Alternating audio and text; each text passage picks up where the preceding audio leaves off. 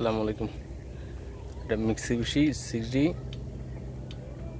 16, এটা 1 number piston, 1 number piston, 1 number nozzle, 1 number ঢোকার firing পজিশনে আছে। এটা এখন পাম্পের কাজ করাবো, তো তার জন্য পাম্পটা খুলতেছি। এখানে মার্ক আছে 1 আর 6, 1 আর 6 একসাথে দেওয়া। তারপরে যে এটার ভিতরে একটা দাগ আছে,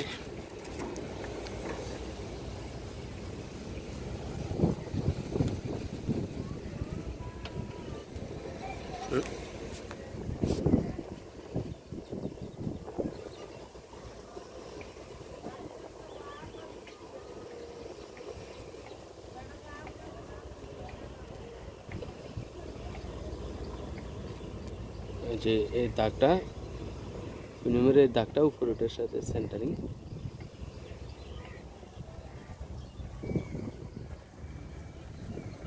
তার পাম্প খোলার পর একটা দাগ দেওয়া থাকে, খুলে গেছে এটা এই জায়গায়।